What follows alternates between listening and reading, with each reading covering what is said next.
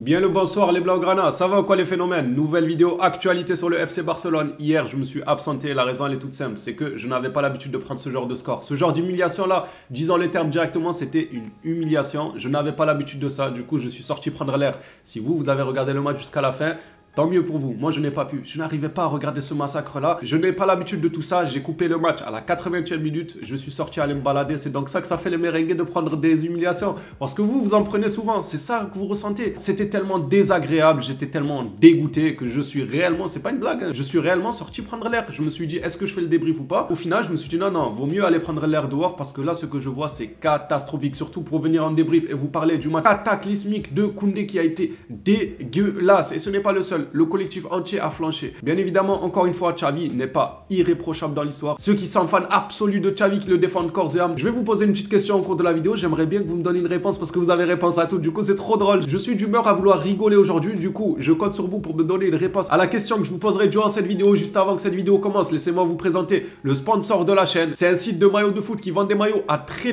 bas prix. Franchement, c'est donné. Avec le code promo dans la description, il y a vraiment moyen de se régaler, de prendre plusieurs maillots, soit du FC Barcelone ou même de plusieurs clubs en même temps. Ils font des maillots de très bonne qualité. Je vous laisse avec la vidéo qui présente les maillots et je vous reprends juste après. Les phénomènes, juste avant que cette vidéo commence, laissez-moi vous présenter le sponsor de la chaîne, un site de maillots. Alors je précise directement que ce sont des maillots répliques mais de très bonne qualité et à très faible prix. N'hésitez pas à passer par le lien dans la description, c'est le site ZoFoot. Avec mon code promo, vous pouvez acquérir ce genre de maillot pour à peine une vingtaine d'euros. Franchement, c'est donné. Ce sont des répliques de très bonne qualité. Comme vous pouvez le voir, le FC Barcelone la saison dernière ou encore celui de l'Olympique de Marseille que je kiffe particulièrement car je le trouve très joli, ou encore de l'autre côté nous avons celui de Manchester United qu'on a affronté en Europa League, ou même celui du Barça à domicile. Si vous voulez vous en procurer de votre club favori, le Bayern, le Real, ainsi de suite, n'hésitez pas à passer par le lien dans la description. On est de retour les Blaugrana. Du coup, alors la partie des supporters des Blaugrana qui sont sympas, voilà, je vais dire vous êtes gentils, parce que oui, pour moi c'est le cas, vous êtes trop gentils en fait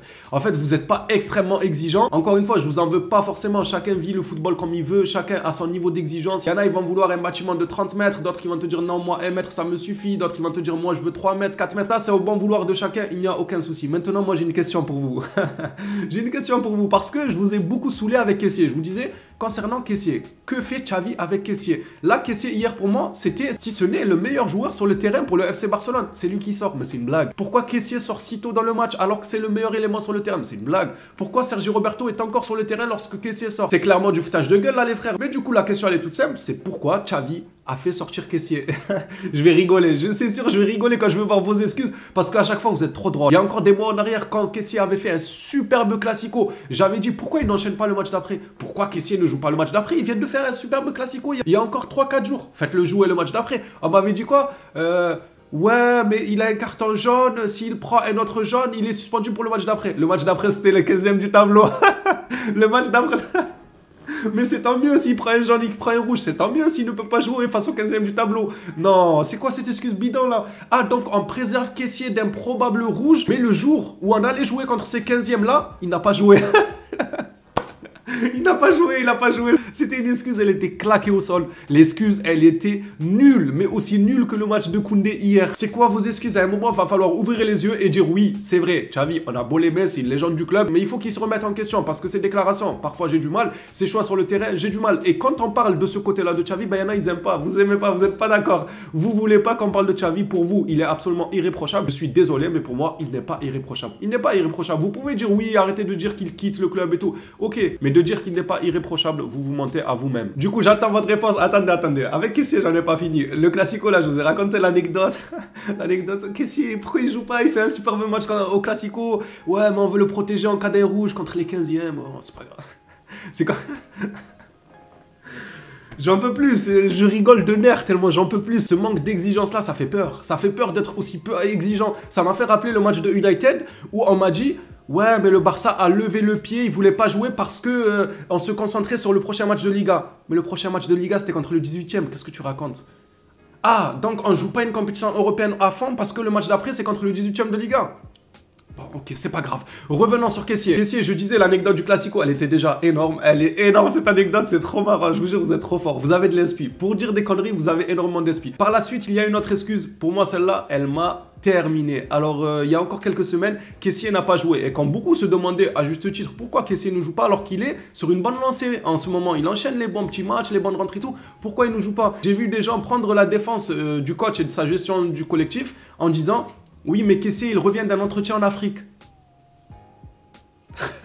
C'est pour ça qu'il joue pas.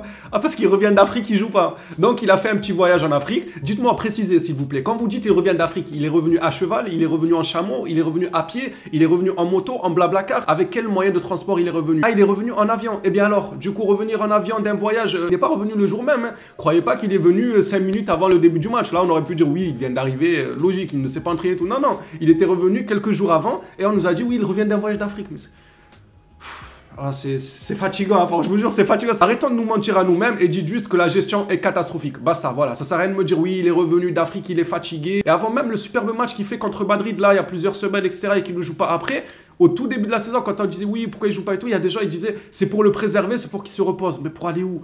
Se reposer pour aller où? Je comprends pas. Mais enfin, on était éliminé de la Ligue des Champions. Prestation catastrophique en Europa League. On ne jouait que le championnat et les coupes nationales. Et il y en a, ils me disaient, c'est pour qu'il se repose. Arrêtez, s'il vous plaît. Donc, avec tout ça, j'ai une question, s'il vous plaît. Faites-moi rire. J'ai envie de rigoler aujourd'hui pour oublier le match d'hier. Pourquoi Xavi a fait ce fameux changement hier en sortant son meilleur élément du terrain? Au plaisir de vous lire dans les commentaires, s'il vous plaît. Dites-moi peut-être il y en a, ils vont me dire c'est que c'est lui-même, il a demandé à sortir parce qu'il avait commandé à manger ou parce qu'il devait faire une partie de jeu vidéo avec ses amis.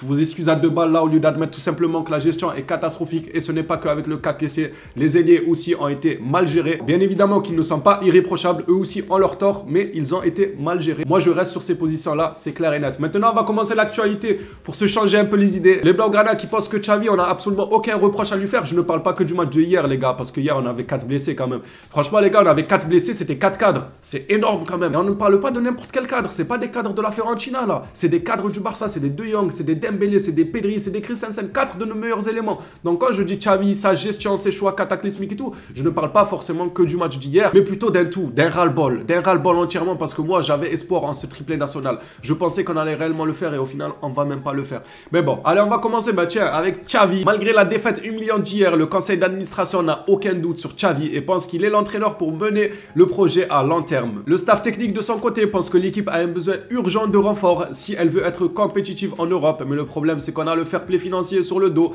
Et en plus de ça, j'espère que Xavi il va pas aller sur des pistes un peu bizarres. J'espère vraiment qu'il va ramener des joueurs de qualité et ne pas faire n'importe quoi si jamais on peut réellement recruter. S'il pouvait écouter un peu Alemany, ça pourrait être intéressant. Car quand on voit que Alemany n'est pas très d'accord pour la prolongation de Busquets, de Roberto, tous ces joueurs-là et tout, bah personnellement, je préfère écouter Alemany. Écoutant Alemany et non pas les choix de Xavi qui veut Busquets. Hier au classique Busquets. J'ai pas envie d'en parler, je vous promets que j'ai pas envie de parler de Busquets, sinon je vais être aigri pour le reste de la soirée, donc je vais éviter de parler de Busquets et de son match d'hier. Mais s'il y avait bien un homme à écouter, ça serait Alemany, donc j'espère que Xavi écoutera de ses conseils si jamais on nous permet de recruter cet été. On va passer à la suite avec justement le poste de défenseur droit. Xavi a déclaré hier à la Porta qu'il avait besoin d'un arrière droit et les noms mentionnés sont Cancelo et Foyth. Deux jolis noms, les deux j'aime bien. Après Foyth, c'est plus vocation défensive, on ne va pas se répéter. Cancelo lui est beaucoup plus offensif, on ne va pas se répéter. Les deux noms j'aime bien, j'ai une préférence pour Cancelo. Maintenant, à voir ce que le coach veut faire. Araujo et Koundé ne se sentent pas à l'aise de jouer à cette position. Mais non, c'est pas vrai. On le savait pas. Ah, Araujo et Koundé, ils veulent pas jouer Dédé. Mais on le savait pas. On le sait. On le sait depuis longtemps qu'Araujo et Koundé ne veulent pas jouer Dédé. Mais la priorité, ça reste Lionel Messi. Et en voyant le match d'hier, je suis encore une fois de plus en plus en train de pencher vers ceux qui veulent le retour de Lionel Messi. Parce que c'est bien beau qu'il y en a qui viennent me dire oui, on est en reconstruction. Mais s'il vous plaît, la gueule de la reconstruction, quoi. Vous avez vu la gueule de la reconstruction? Mais quelle reconstruction? Il n'y en a pas un qui met un pied devant le... J'allais oublier Lewandowski. J'aurais dû faire un débrief en fait, j'aurais pu tellement allumer tout le monde hier. J'ai oublié Lewandowski. Il a joué hier Lewandowski? Non, il n'a pas joué. Non, je crois pas, je me trompe. Je crois qu'il n'a pas joué.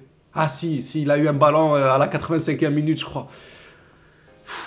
Franchement, quand on voit la gueule de notre attaque, il y en a qui me disent en reconstruction, on reconstruit rien du tout là. Donc Messi qui vient claquer 20-30 buts par saison, je signe, je prends tout de suite. Me parlez pas de votre reconstruction, non, ça c'est du bricolage. On bricole, on ne reconstruit pas. C'est quoi la prestation qui nous a donné Lewandowski encore hier? C'était dégueulasse. Et c'est pareil pour tous les attaquants. Rafinha, s'il te plaît, c'est bien beau de réussir quelques jolis contrôles, mais tu te fais pocket par un milieu. C'était un milieu, c'est Kamavinga. Il a été repositionné en défenseur gauche, ça fait quelques matchs d'ailleurs. J'apprécie énormément Kamavinga en tant que défenseur gauche, je sais pas pourquoi. Moi je trouve qu'il a un potentiel énorme pour continuer à ce poste là. là. Maintenant, à voir ce que les merengues pensent. Mais moi, Kamavinga DG, j'aime beaucoup. Il a pocket Rafinha. Tu t'es fait pocket par un milieu de terrain. C'est un milieu de terrain qui t'a graillé, n'ayant pas peur des mots. Il t'a mangé sur son côté. Tu t'es fait manger sur ton propre côté par un milieu de terrain. Peut-être une petite question qui se pose. Tous ceux qui nous disent oui, on est en reconstruction. Donc, vous préférez ne pas prendre un joueur. Alors, attention, quand je dis que Messi qui viendrait au Barça, ça peut être une idée intéressante. C'est pas pour qu'on joue tous pour lui. Parce qu'il y en a, ils ont peur de ça en fait. Ils ont peur qu'il y ait une Messi dépendance. Mais pourquoi vous allez directement vers une Messi dépendance? Peut-être pas. Peut-être que Xavi va le mettre dans un schéma qui fait que c'est Messi qui va apporter un petit plus, mais il n'y a pas tout le monde qui va forcément jouer pour lui.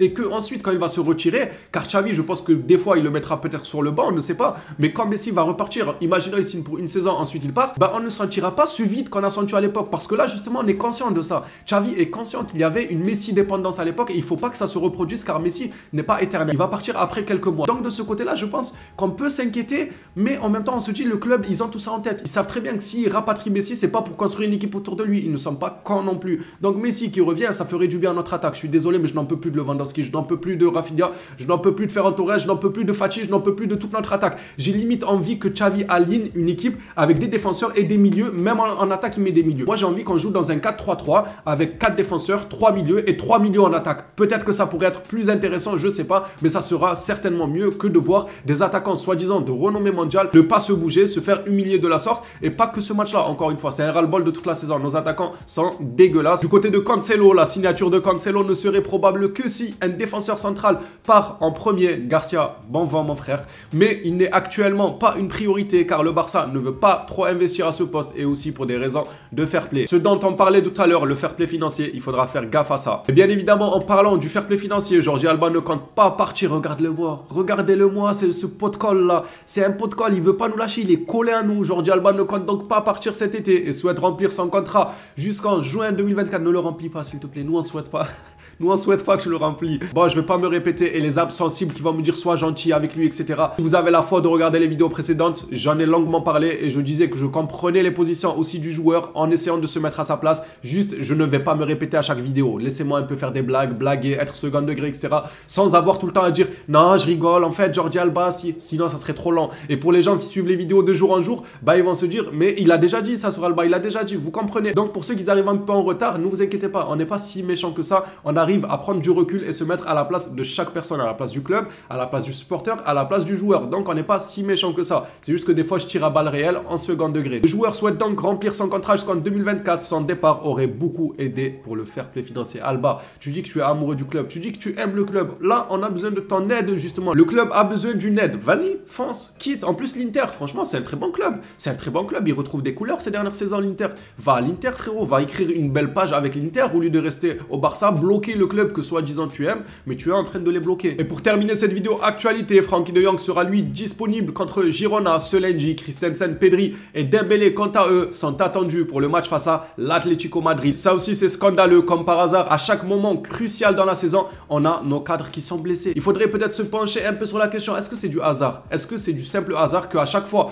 qu'on a des rencontres cruciales, il y a tout le monde qui est blessé? Bien évidemment, il y en a qui vont vouloir jeter ça sur de la malchance et d'autres qui vont se dire qu'il y a un problème avec les docteurs ou avec l'entraînement ou autre. Moi, si je devais choisir, bien évidemment, docteur et entraînement. Ça ne peut pas être de la malchance. Autant de fois, c'est pas la première fois. Autant de fois, des cadres qui manquent des rencontres cruciales, ce n'est pas la première fois. Et ça ne peut pas être que dû à la malchance. Les Blaugrana, cette vidéo est terminée. Merci à tous pour le soutien. On se revoit à une prochaine vidéo sur le FC Barcelone. D'ici là, je vous dis, prenez soin de vous.